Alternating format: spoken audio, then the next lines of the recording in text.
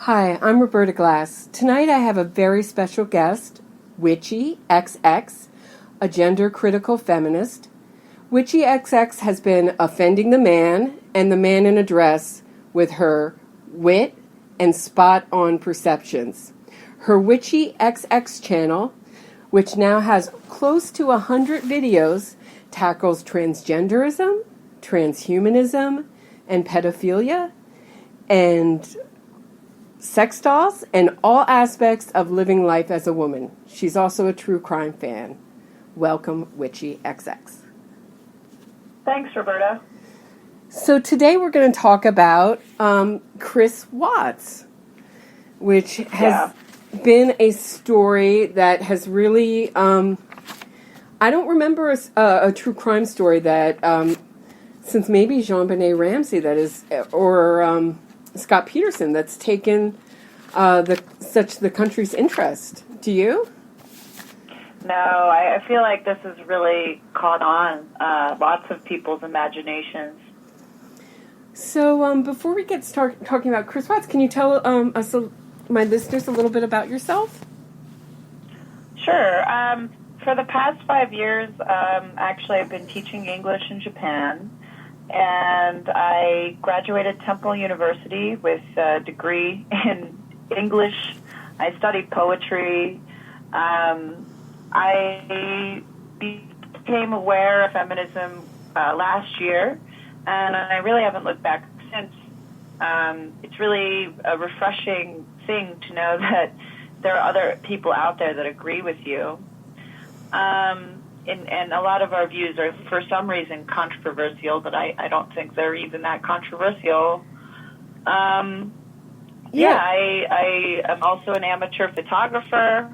I have a lot of hobbies, lots of things going on in life, and I'm really just a normal, everyday person, I guess, just wanting to talk about issues that interest me. Yeah. Can you explain a little bit, because, I mean, I really had no idea until I got online, the war between the transgender community and a section of, I guess, the feminist community that's going on YouTube. I said in a previous video, you know, I subscribe to a couple feminist channels, and I have so many playlists that half the videos are taken down, the channels go. What happens, and what is the tension between the transgender community and the rad femme community? Radical feminists, it's basically we have a different ideology or a different set of beliefs that clash with what they believe. And what's really fundamental to this, it's really the capstone of the whole thing, is that we believe that women are adult human females, and that when you say trans women are women, that it is basically a falsehood. And we don't want to subscribe to that falsehood. And that really rankles the transgender community. They really don't like their version of reality to be revealed. You know, they don't like facing reality. I don't have any issue with transgender people, and individually I have no issue. If you want to live your life, do it. But what happens with transgenderism often, and I think a lot of people can see this, is that it relies on stereotypes that are sexual stereotypes.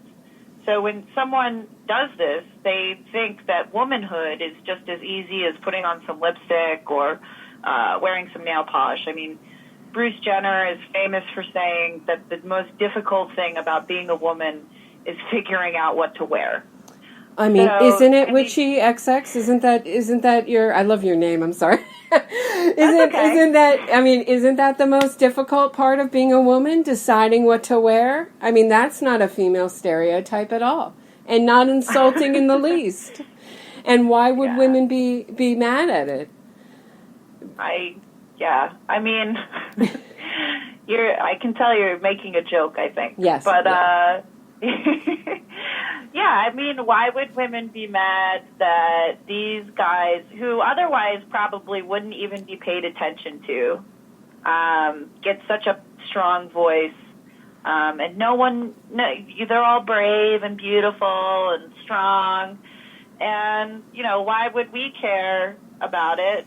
Well, because we, it's it's so obviously like I'm like losing my train of thought, so excuse me for a second. Well, a big issue is that transgender women have the same rate of violence as men. So when we're talking about men in our bathrooms, men in women's shelters, men in areas where women are vulnerable, women's prisons, we feel like we earn the right to have those spaces be all women's spaces. And that, if you say that out loud, you get called a TERF. Can you explain what a TERF is? The acronym stands for Trans Exclusionary Radical Feminist, which is just bonkers because, first of all, we're male exclusionary. If you wanted to create an acronym for radical feminists, you would just call us MRFs. Right. We're male exclusionary. We don't believe men can be feminists, and that's okay. I don't see the issue with a group of people, women, who share a lot of the same struggles, getting together and talking about their shared struggles. So we just don't want to interact with men when we are talking about the struggles of women. And I think that's a fair thing to ask of people. If you were to, for example, go to a Black Lives Matter meeting as a white person and start talking about your struggles, how inappropriate would that be? I mean, it would be extremely inappropriate. So that's what we want. We want women's spaces. We want to be able to criticize gender. I mean, we're gender abolitionists. Excuse me. We're gender abolitionists. So we don't actually even believe, I don't even like using that word because gender really, what it means is sexual stereotype. Right, so gender is different than sex, than biological sex. Gender has to do with the things that you're taught by society, that women like pink, that they're more nurturing, that men are more aggressive, and, those kind of things. Exactly. So can you, I'm sorry, we're taking a little bit of time, but I think it's really important that people know what's going on with this. So the transgender community, when they hear a woman like you talking about an issue that relates to women, and they don't agree with it, what's their reaction is to mass flag your channel? Yeah, I think what I've heard is that they have Discord servers where they have these chat groups where they go after so-called TERFs. And on Twitter, there's, a list of, it's called TERF Blocker, and you're able to just, there are people on trans Twitter that I can't look at their pages because I've been automatically blocked. I've never even interacted with these people. Yeah, but generally speaking, if you say something about a certain member of their community, and if it's a powerful member, so the video that I had an issue with was a video about a particular member of their community named Serena Daniari. And it was a reaction video that I had made because this man was saying just such egregious things. And I need to, or I feel the need to speak out against this stuff. So I made a reaction video, and it has since been, it was viewed many, many times. As far as my small channel goes, I mean, it was viewed more than I have subscribers. So it's been flagged for hate speech. And so I think what happens is that a whole cadre or horde of them will flag your video on YouTube, and YouTube will take it down. And then if you I tried to dispute it, and YouTube, I don't know if they reviewed it. I don't necessarily know what YouTube does. If there's some poor person that's their job, they have to look at all these videos that get flagged. I don't know. But it was taken down. It was taken off YouTube, and I haven't tried to re-upload it anywhere. But it's kind of surprising because my channel is very small. And actually, I was talking to another friend of mine that has a YouTube channel who also has been flagged for hate speech. And what they mean by hate speech is when we say this is a man. Okay, when we Right. call a transgender woman a man, that's supposedly hate speech. So we're truly living in some kind of Orwellian nightmare. Right, and I've left a few comments on videos. I think I said that. Who is the Riley J. Dennis was the Rachel Dolezal of lesbians, and right away Annie Gal. I love how he has to have gal in his name.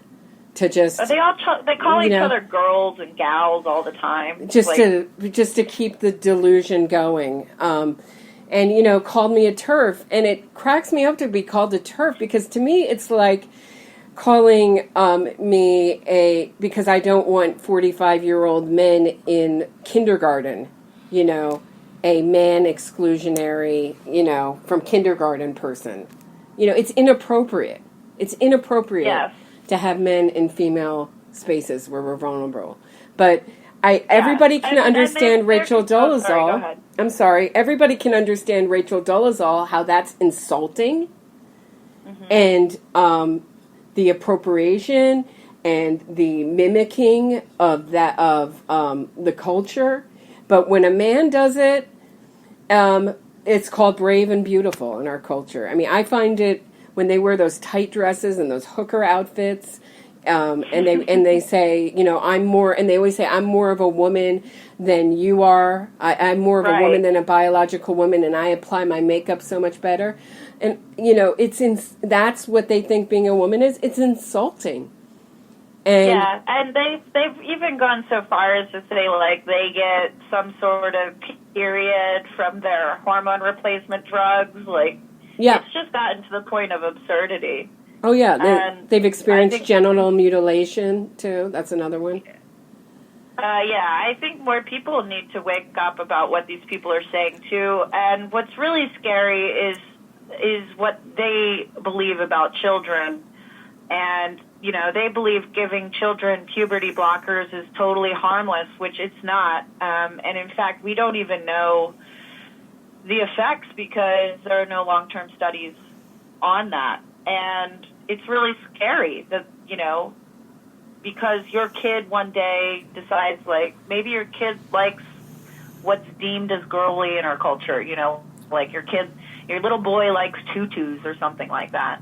Does that make someone transgender? Well, maybe if you go to a gender clinic, they might try to convince you that, and then they'll put your kid on puberty blockers. And there are even some cases, I think, where the parents, they really didn't want to go down this path, but I don't remember, so I'm not going to actually bring that up. But I think there have been cases where families have been definitely torn apart by this, right? Like, that's obvious. And certain family members have been brought to court, I think, for not doing the affirmation sort of treatment, which is, yes, you are transgender, and I mean, think about how scary that is for a parent. Very scary, but I think we need to do an entire episode just on this. But why? Yeah. Let's talk about Chris. This segue. It actually has a lot to do with a lot of the aspects of the Chris Watts case, and what piqued your interest. Now, for those who don't know or have been living under a rock. Chris Watts was married to Shanann Watts. They lived in Colorado. She was working in a multi-level marketing company selling vitamins, I believe, some kind of vitamin patches and drinks. And he worked in a oil field, right? Oil refinery, yeah, right? And he said that we would see these interviews with Chris Watts saying, my wife came home from a business trip with the kids, and I went to work, and she's gone. Don't know where she is. And then and he was very strange. These interviews were really weird. He was holding himself. He showed no emotion at all. And the thing that's, of course, stuck out to me was that he was saying, I have no inclination where she is. I don't have any idea where she is. So he's telling us what he doesn't know, which to me, like, people don't tell you what they didn't do yesterday. They tell you what they did do. And it's clear he doesn't know where she is because he's appealing to the public and he's doing an interview. It just was unnecessary. And to me, it set off a red flag. But the main thing was the scary dead eyes and the lack of emotion and the swaying. And there's a video that came out more recently where you can hear, I don't know if they're blood dogs or cadaver dogs, going off in the house, smelling the scent of either the blood or the probably the cadaver of his two kids that he put in an oil well, and he put his wife in a shallow grave. And you brought up such an interesting point that he's called a family man. Chris Watts, the family man. Can you explain why you find that so disturbing? Well, the media does this strange thing with these kind of sensationalized murders. I mean, women get murdered all the time. It's sad and scary and sick. But with this type of situation, in headlines, they'll always be like, Chris Watts, family man, or I saw one headline that said, dad murderer, or something like that. The word dad was there in the headline. And I don't know how you can call someone who is a murderer, allegedly, but I'm pretty sure they're going to put him away. I don't know how you could call someone like that a family man. I mean, this has just been from the media to, I don't know. I'm not sure why they do that. But what it does to the public is it sort of gives him a little bit of sympathy. You feel like, oh, yeah, and there are a lot of people who think this man just snapped, right? And right. It helps them sort of bolster that feeling. But I don't believe that's what happened here.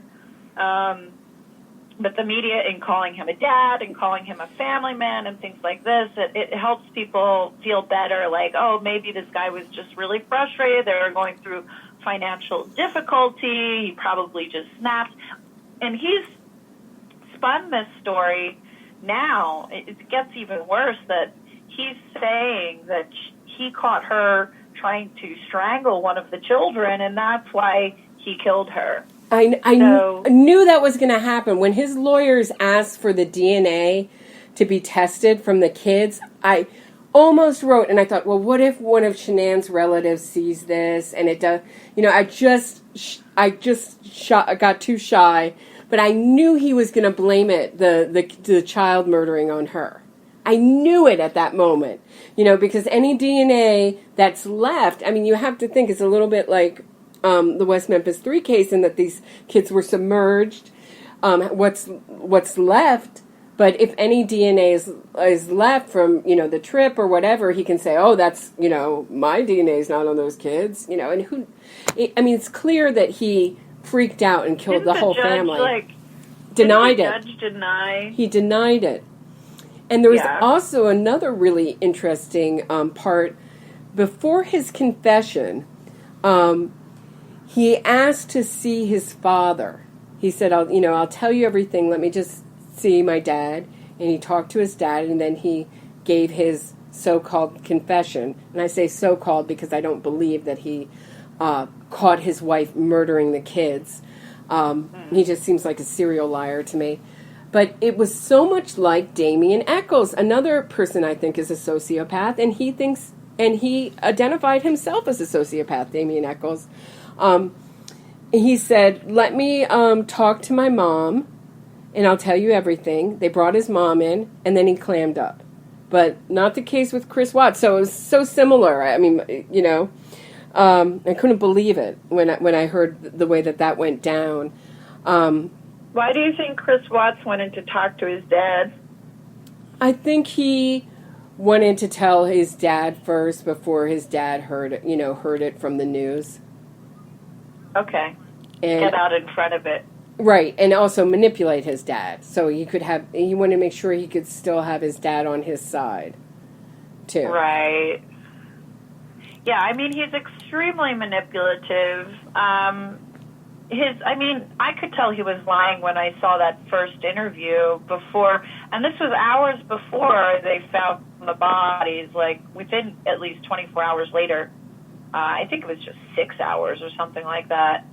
But they interviewed him, and he was, rocking back and forth. His arms were closed. He was doing a lot of blinking. His face kept smiling. And that's the thing with sociopaths is, like, they really can't sometimes help their bodies, like, fight against their lies. So when someone's lying, you really have to pay attention to what their body is doing. You don't pay attention to what they're saying so much as what their body is doing. And he was smiling a lot, like so much. Very. Seemed kind of sick. If you turned off the sound, you would have thought he was talking about a birthday party or a, like a barbecue. Yes. Yeah. Very odd. I mean, really seemed, I think he also said that, they had, he told the police also that they fought that night, and he told her that he was leaving. How much do you want to bet it's the other way around? That she told him because of his cheating, because it's come out that he had male lovers and female lovers. Now, the one male lover that's come out, a lot of people are saying are lying, but the police are saying even if that guy is lying, Chris Watts did have male lovers and female lovers, and a particular female lover at work. He was, a more constant affair. So how much do you want to bet? Because that is the kind of O.J. Simpson-like reaction, and you see it with a pattern. If you know anything about behavioral prediction of violence, he's already, the way they met, she talked about being sick and her saying no and him not respecting her no. Yeah, and this man literally stalked out a vulnerable woman online. Right. And you left a really great comment. I think it has 77 replies on one of the videos. And it was interesting to see the reaction. One person was like, I met my husband when we were both down in the dumps, and it's been 7 years of bliss. And I think I told you, I was like, I think we should send CPS, or not CPS, or whatever. Send a welfare check on that 7-year marriage. But it was interesting to me to see if you're in a vulnerable place in life, like the Chris Watts case, I think for me the reason why it's fascinating, after I saw that video of Shanann Watts talking about how he saved her and how she pushed him away so much and it would sort of torture him, and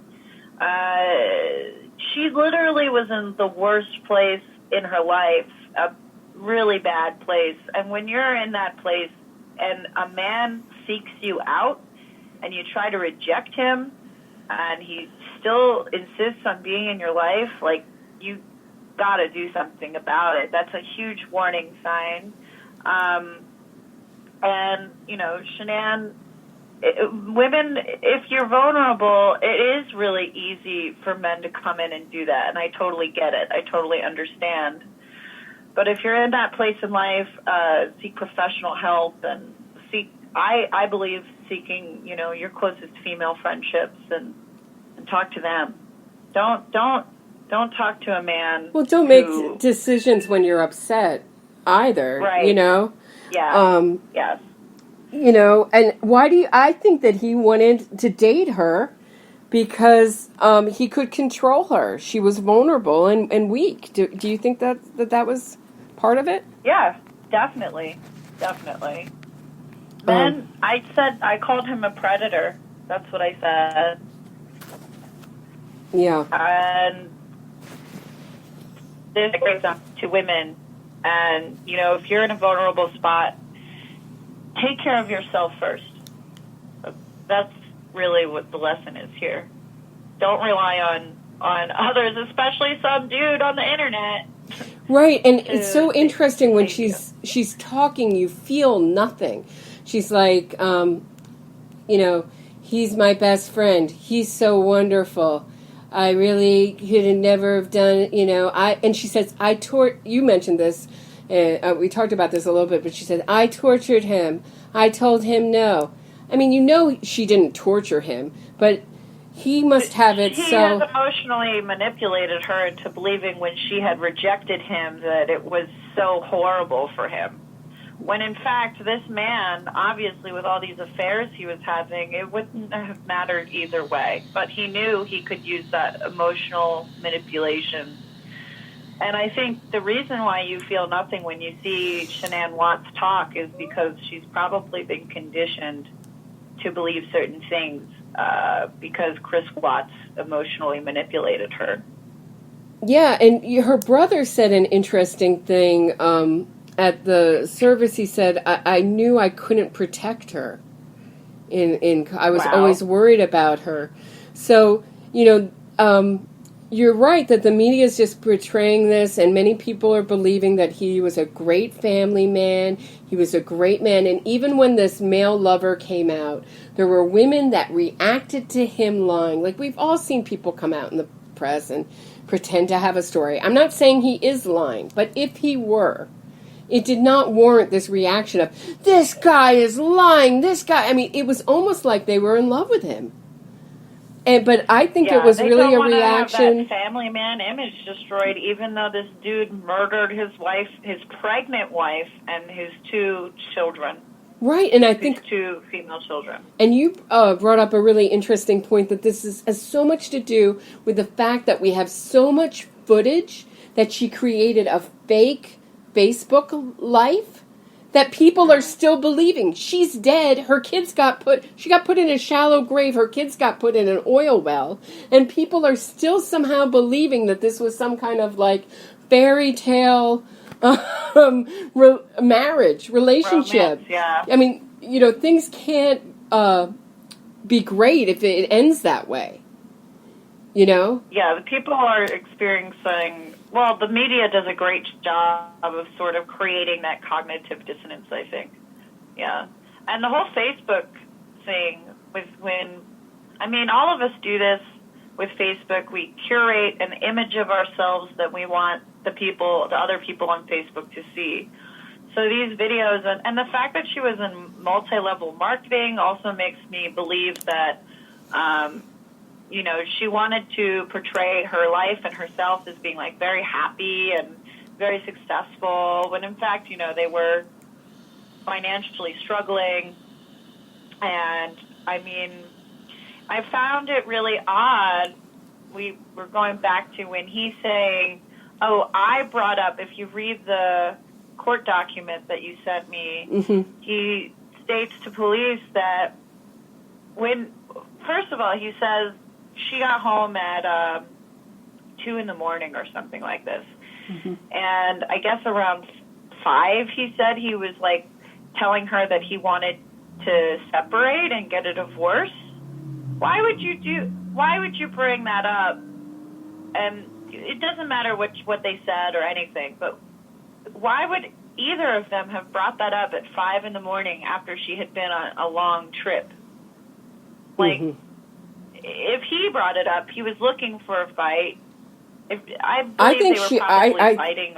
I think she brought it up. I think somehow, you know, the affair, you know, he probably was with the mistress while she was away. Somehow it may have been the last straw, and she came back, and she may have been ready to sleep somewhere else that night, you know, ready in some other way. I find it very interesting that she was on a trip too, because when you're by yourself and you have distance from this abusive situation, it's interesting because you are able to finally sort of look at it for what it is.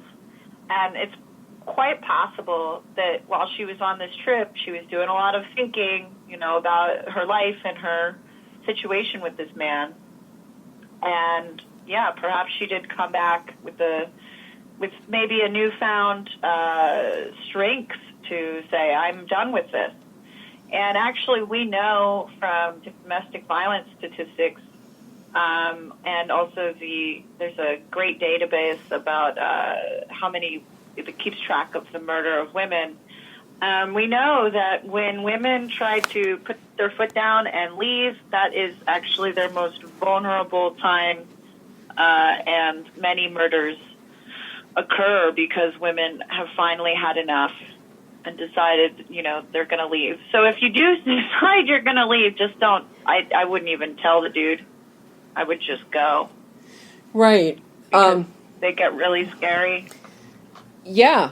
I mean, it's a common thing. I mean, you see this also with the Adnan Syed thing, where he could not accept that the relationship was over, and if he couldn't have her, then nobody can have her. And they seem to get really proud that they had the ultimate say in the end. They had the last word. Yeah, they can't handle rejection. So, and that's like all narcissists. They sort of go into a rage when you reject them. Well, right, because all sociopaths are also narcissists, but not all narcissists are sociopaths. Just an interesting fact. That's right. And supposedly psychopaths are born and sociopaths are made. That's what I hear the main difference is. Yeah, I tend to use those words interchangeably. I've read a lot of different things about it. So have I. Yeah. But the other interesting thing... It doesn't really matter. The other interesting thing you said... I'm sorry. No, go ahead, please. The other interesting thing you said about, their financial trouble is... I heard Ashley Banfield talking about what is success. She was just coming back from a business trip, and those are the cookies that the, multi-level marketing program gives you, to keep you in the cult, the business trips, your team trips, things like that. And it's interesting that even Ashley Banfield, who has to know about the financial pressures and has to have heard the interview with the neighbors who said that Chris Watts was talking about selling the house, that she's still portraying them as this, image of perfection. They can't shake it. Either one can't shake this fake image, right? Yeah, that's a great point. And I want to go back really quickly to this gay lover. I mean, his story is really interesting to me, going back to thinking about how when a narcissist is rejected, they really don't handle it well. His story is interesting because he says that once he told Chris Watts that he didn't want to pursue this relationship anymore, Chris Watts totally flipped the switch, apparently, and showed him a side of himself, the true side of himself, by the way, that the gay lover was very surprised to hear. He was totally saying, oh, you set me up, and this and this and this, and just totally turning the tables on this guy that, once these guys get rejected, they just can't handle it, and they'll just fly off into a rage. So I found that really interesting. And I also, if we're to believe the other woman that's come forward who has said that Chris Watts was into, really rough, basically porn sex. Right. Because that's what it is. You had such an interesting take, too, saying that you thought his whole computers were just filled with porn. I bet. Mm-hmm. I would love to look at his browsing history. Right, because... I'd love to be the police officer going through his computer right now, because they probably are, right? That's how that usually works. Yeah, yep. They get, they get the, I'm trying to think of the word, is it a warrant? The hard drive? Subpoena? Oh, the warrant? Yeah. Okay. For the devices. In the Nexium case, they're going through 60 encrypted devices. Oh my God. Yeah. So, yeah, I thought the same thing, too, with the choking and just the anger towards women and the turning around. And it brought back what echoed in my head was her saying, I tortured him. So somehow when he got rejected, he tried to, put a whole lot of guilt on the other guy, right? Mm-hmm. And manipulate him. Yeah. These people will make you believe, they'll gaslight you into believing that you're the one who's putting them through so much pain and torture, when really all you're doing in these situations usually is creating a boundary for yourself and saying, no, I don't want to be treated this way or something like that. And, you're so easily... They find people that they can manipulate easily, and people who are less maybe comfortable with making boundaries. I mean, women, that's a huge issue. We really need to learn how to do that with these kinds of men. I believe he emotionally manipulates people into thinking that they're the ones that did something wrong, when in reality it's him. Yeah, it's a massive issue, and I think it goes back to the beginning of this conversation when we're talking about women's spaces, women's bathrooms, women's shelters, locker rooms. Women right. We've been told all our lives to accommodate, just accommodate and be uncomfortable for other people. And it's really important that we make sure that we keep ourselves safe, and that we put our safety, our safety first and ourselves first in this way. And it's very interesting to me when you see these debates go on with these men, and when they bring up other women and other women's feelings and the work that other women will have to do in shelters to accommodate men, because most trans-identified men do not get their penis cut off. So they're in women's shelters with their penis. They just look like it. They can't understand other people's feelings. Everything is the narcissism is just so overwhelming. It's incredible. And the total lack of regard for what women, for our opinions and our thoughts and our feelings. Absolutely. And our safety. That I've had women accommodate me and do extra work for me my whole life. What? Why stop now? That's what it felt like to me. But you said something really interesting going back to Chris Watts about his working out. And how that's connected to his sociopathy of keeping kind of like a perfect image and trying to be. What stuck out to you about that? Well, I've been around men like this before, and they're very image conscious because they want to present a certain image to the world of themselves, and they're very concerned about it. I mean, that's a narcissistic thing. You are very concerned about how you look and how you look to other people. So the fact that he worked out constantly, it just, and when I saw him on TV, I was like, wow, this guy, is probably going to convince a lot of people of his innocence because he's a well put together, not entirely hideous man. So he it goes a long way. Ask Scott Peterson or Amanda Knox or any other of the normal looking, so quote unquote normal looking, polished people that could be your neighbor, right? Dead eyes. Dead eyes. Yeah, that always gives them away. The dead eyes. The dead eyes is the biggest giveaway. If you look into somebody's eyes and you feel absolutely nothing, run. Run the other way. because they can't hide that. Their body belies all of the image that they try to create, especially when you catch them lying.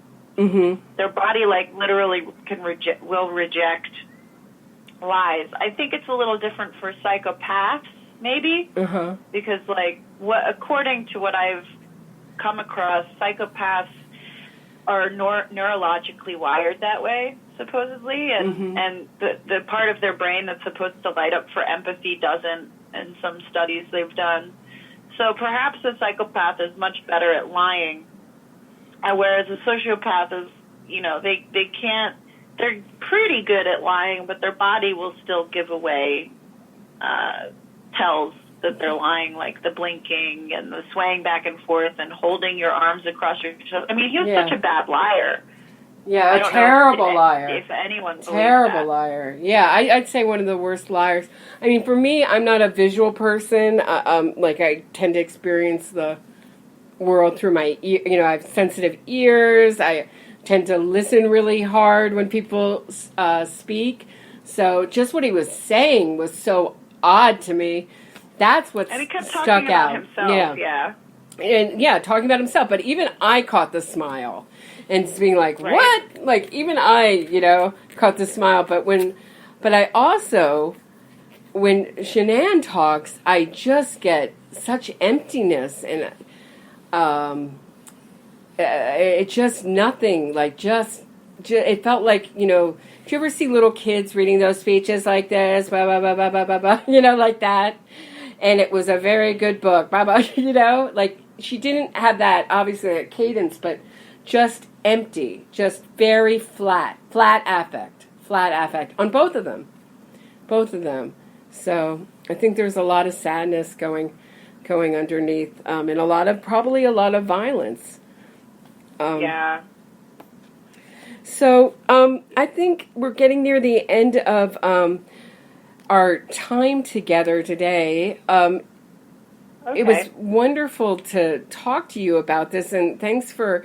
I really encourage everybody to go check out WitchyXX, his channel. My favorite video of hers has to be "I am a woman with a penis, said no man ever." I think I've seen that. Wait.